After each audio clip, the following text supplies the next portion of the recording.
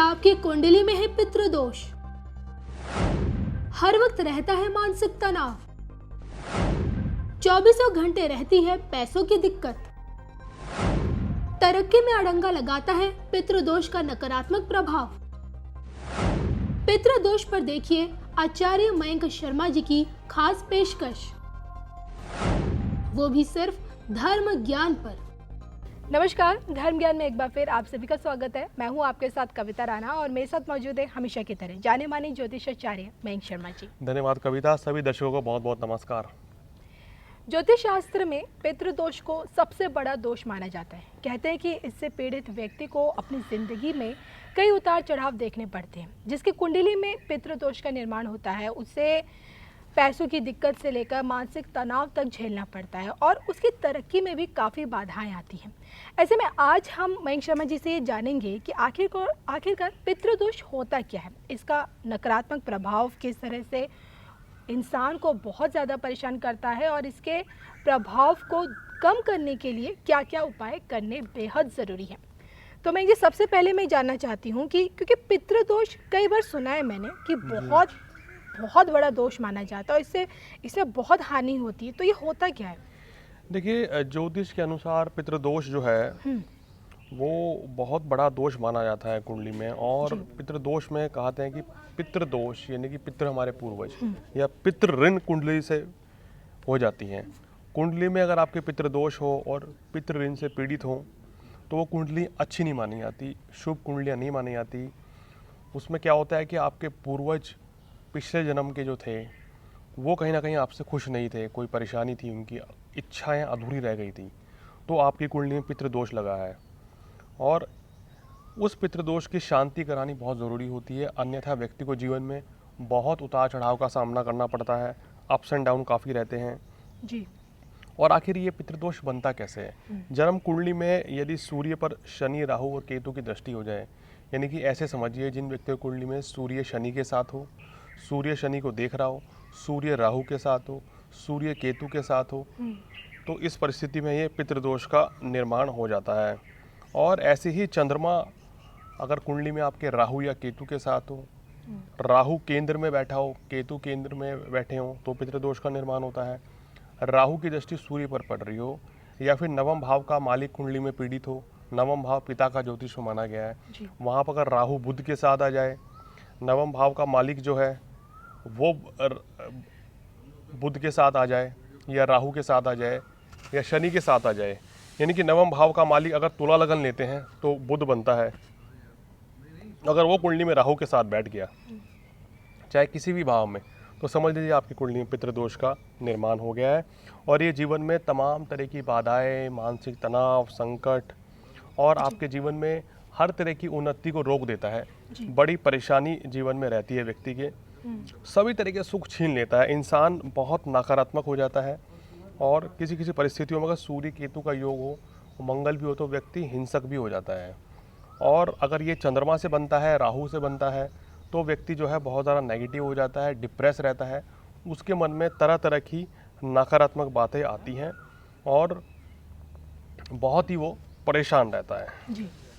तो मैं जानना चाहती हूँ, आपने तो बताया ना कि जब पितृदोष होता है किसी की कुंडली में तो उसे इन चीज़ों की परेशानी होने लगती है, लेकिन इसका अंत है क्या पितृदोष का, या फिर यूँ कहें कि पितृदोष खत्म नहीं होता है, बस इसके प्रभाव को कम किया जा सकता है?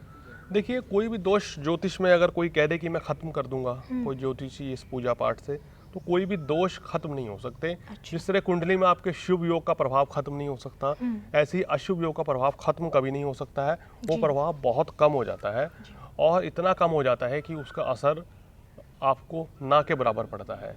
तो पितृदोष से पीड़ित जो कुंडलियाँ हैं या व्यक्ति हैं या पितृ ऋण से, वो व्यक्ति जो है लाइफ में बड़ा संघर्ष करते हैं। 40 वर्ष तक उनके जीवन में बहुत संघर्ष रहता है और जन्म होने से लेकर 40 वर्ष तक बड़ा उतार चढ़ाव का उनको जीवन में सामना करना पड़ता है जी। और क्यों लगता है आखिर ये पितृदोष? व्यक्ति सोचेंगे आखिर भाई मेरी कुंडली में पितृदोष है, आखिर ऐसा क्यों हुआ है? देखिए, ज्योतिष शास्त्र के अनुसार माना गया है कि परिवार में किसी की अगर अकाल मृत्यु हो जाए या फिर माता पिता के जो आपके दादा दादी हैं, माता पिता हैं, उनका आप अपमान करने से, मरने के बाद माता पिता का उचित ढंग से क्रियाक्रम या श्राद्ध तर्पण ना करने से जी। और वार्षिक श्राद्ध ना करने से भी पितृदोष का निर्माण होता है। इसलिए कहते हैं अगर घर में कोई व्यक्ति है, उसकी कुंडली में पितृदोष का निर्माण हो रहा है तो पितृदोष की शांति कराए विवाह से पहले, अन्यथा विवाह के बाद जो उसके घर में संतान होगी उसकी कुंडली में भी निश्चित रूप से पितृदोष का निर्माण हो जाएगा। अच्छा। ये हमने ज्योतिष के अनुसार देखा है, 99% ये कुंडलियाँ देखी गई हैं कि जिन व्यक्ति की कुंडली में पितृदोष होता है उनके आगे बच्चों की कुंडली में भी ये पितृदोष का निर्माण हो जाता है। और इसके फलस्वरूप क्या दिक्कत रहती है, परिवार में अशांति रहेगी, जी। वंश वृद्धि में रुकावट होती है, पुत्र सुख की कमी कर देता है ये, और आकस्मिक बीमारी, धन संकट, मानसिक तनाव, सुख सुविधाएं होते हुए भी व्यक्ति सेटिस्फाइड नहीं रहता है। अब आपके घर में सभी तरह की सुख सुविधाएं हैं, आपके घर में बड़ी बड़ी गाड़ी हैं, बड़े बड़े घर हैं, आपके नौकर चाकर हैं, लेकिन अगर आप घर पे नहीं रह पा रहे हैं, समय नहीं दे पा रहे हैं तो सुख सुविधाएं बेकार हैं। जी। बहुत से लोग ऐसे होते हैं जिनके पास कविता बहुत पैसा होता है लेकिन वो बीमारी लेके पैदा हो जाते हैं, तो वो सुख किस काम का? जी। क्योंकि निरोगी काया अगर आपकी होगी तभी आप उन सुखों का भोग कर सकते हैं। बिल्कुल। शरीर ही साथ नहीं देगा तो आपके घर में कितनी बड़ी गाड़ियां हो, आपको कुछ भी अच्छा नहीं लगेगा, सारा पैसा बीमारी में जाता सबसे है, बड़ा धन माना जाता है। सारा पैसा बीमारी में जाता है। तो पितृदोष में ये भी दिक्कतें देखने को मिलती हैं।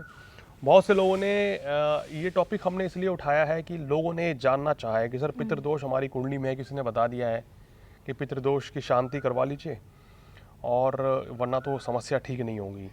तो लोगों ने हमसे कहा कि इसके ऊपर एक कार्यक्रम बनाइए, हमें बताइए कि पितृदोष का निर्माण क्यों होता है, कब होता है और क्या शांति है।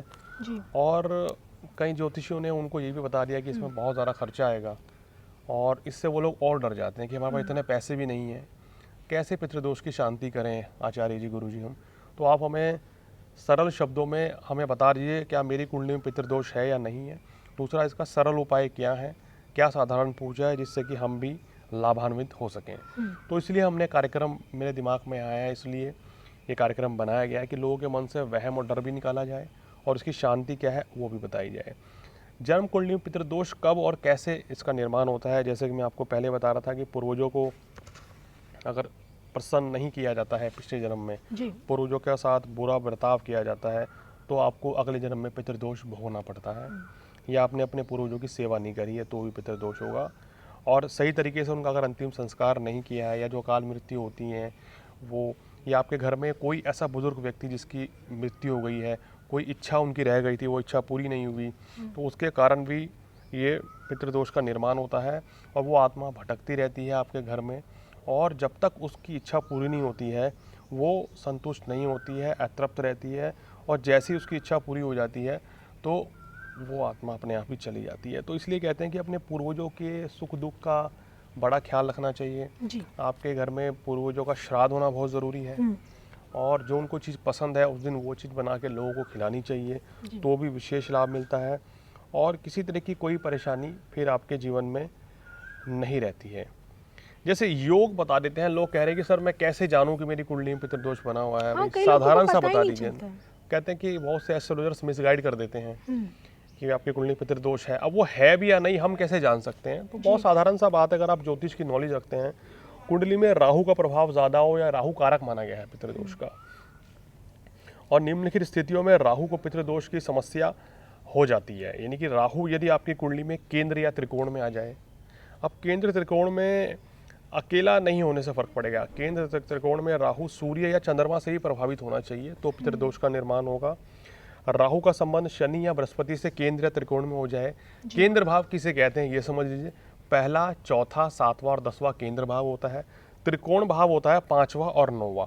यानी कि इन भावों में जब राहु शनि, राहु चंद्र, राहु सूर्य, राहु केतु, राहु बृहस्पति की युति हो जाएगी और राहु का संबंध शनि या बृहस्पति से हो जाएगा तो पितृदोष का निर्माण हो जाएगा। और एक स्थिति और है, राहु यदि द्वितीय भाव में, अष्टम भाव में आपकी कुंडली में चला गया तो भी समझिए कि पितृदोष का निर्माण हो रहा है। आप जिस घर में जन्म लिए हैं उस घर में भी पूर्वजों की सेवा ढंग से नहीं हुई है, और पिछले जन्म में भी आपने कुछ अच्छे काम नहीं करे हैं, अपने पूर्वजों को सताया होगा या उनको खुश नहीं किया होगा, तो आपको ये भोगना पड़ेगा और इस जन्म में वही परेशानियां आपको फेस करनी पड़ेंगी, उस तरह की दिक्कतें। तो अगर इसकी समय रहते पूजा करा ली जाए तो वो बहुत अच्छा रहता है, किसी तरह की कोई परेशानी नहीं रहती है। तो यानी देखा जाए तो पितृदोष में राहु की बड़ी भूमिका रहती है। बिना राहु के पितृदोष कभी नहीं बनता है, हम्म, तो इस चीज़ का ध्यान रखिए। और खाली शनि चंद्र के विषयोग से पितृदोष नहीं बनेगा, जी। राहु का या केतु का जुड़ना बहुत ज़रूरी है। और देखिए, बहुत से लोग ये भी जानना चाहते हैं कि क्या हमारी राशि हमारे लगन पर ज़्यादा प्रभाव पड़ता है। देखिए, ऐसा कुछ नहीं होता। पितृदोष है, चाहे कोई सी भी राशि हो, कोई सा भी लगन हो, कोई भी नक्षत्र हो, अगर आपकी कुंडली में लग गया है पितृदोष, जी। तो वो 12 राशियों को, 27 नक्षत्र को, 12 लगनों को उतना ही प्रभावित करेगा जितना कि किसी एक राशि को करेगा। तो जी। इसलिए ये कोई महत्व नहीं रह जाता है। नवम भाव का स्वामी, नवम भाव का मालिक, नवम भाव चंद्रमा से हम देखते हैं। चंद्रमा से अगर आप नवम भाव देख लीजिए, जो ग्रह आ रहा है वो राहु के साथ बैठा हो, तो मान लीजिए कि पितृदोष का निर्माण होगा। तो ये सब दिक्कतें रहती हैं। और सूक्ष्म में अगर मैं आपको बता दूं कि पितृदोष के कारण अगर आपको समस्याएं आ रही हैं, तो उसके क्या साधारण से उपाय हैं और इसकी सर्वश्रेष्ठ समय क्या है इसकी शांति के लिए, ये भी हम आपको बताने जा रहे हैं। जी। और लोगों को ये बताने से पहले, उससे पहले एक अपील है कि पितृदोष अगर आप मिटाना चाहते हैं या चाहते हैं कि आपके घर में पितृदोष ना लगे, तो आपको क्या करना चाहिए, अपनी विवाह से पहले ही पितृदोष की शांति करा लेनी चाहिए। हमेशा अपने पूर्वजों का श्राद्ध कर लेना चाहिए। उस तिथि के दिन जो उनको चीज़ें खाने पीने की पसंद है वो बनाकर लोगों को खिलानी चाहिए, घर में खुद भी खानी चाहिए। और पितृदोष की शांति अगर आपने नहीं कराई, आप भूल गए, तो भूलवश कुछ भी होगा तो आपके घर जो नई संतान आएगी जी। उसकी कुंडली में भी वो पितृदोष रहेगा और वो आपको ज़्यादा पीड़ित करेगा, वो ज़्यादा दिक्कत पैदा करेगा।